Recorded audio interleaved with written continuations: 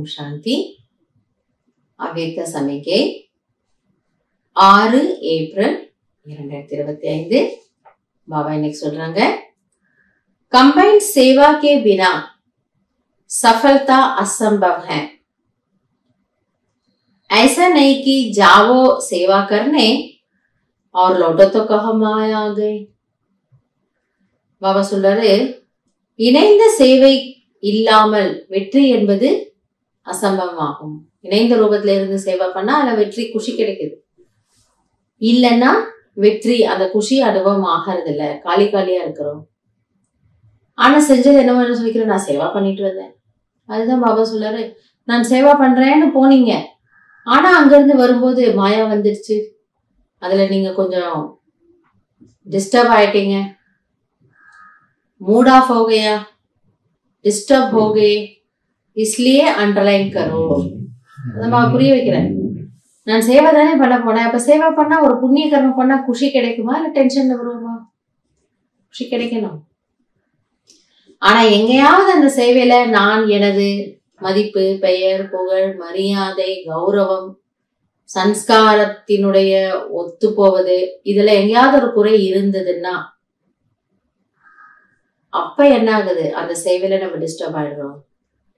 அப்போ அதுல நமக்கு ஒரு குஷி வர்றதில்ல. அப்ப என்ன சொல்லுவோமா, மாயா வந்துடுச்சு அப்படின்னு நீங்க சொல்றீங்க, மூட் ஆஃப் ஆயிடுச்சு அப்படின்னு சொல்றீங்க. तो सेवा में सफलता या सेवा में वृद्धि का साधन है स्व की सेवा और सर्व की कंबाइंड सेवा.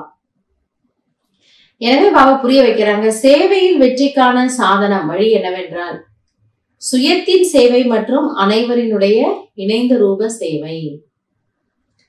சேவையில நமக்கு வெற்றி கிடைக்கணும்னா சுயத்தையும் பார்த்துக்கணும், எல்லாரையும் பார்த்துக்கணும்.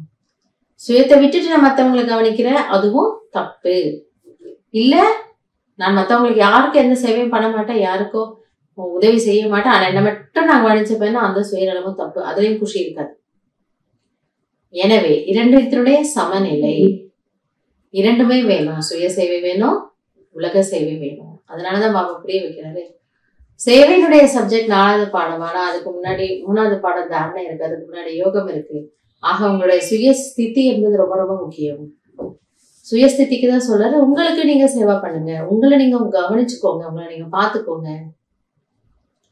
உங்களை நீங்க ஃபீல் பண்ணாம மத்தவங்களை ஃபீல் பண்ணணும்னு போனீங்கன்னா ஏமாந்து போயிடுவீங்க, அப்ப உங்களுக்கு குஷி வராது.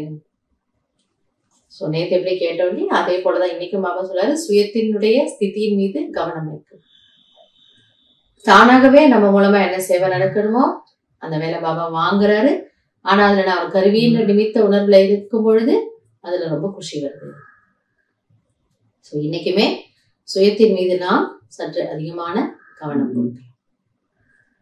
நல்லது. ஓம் சாந்தி.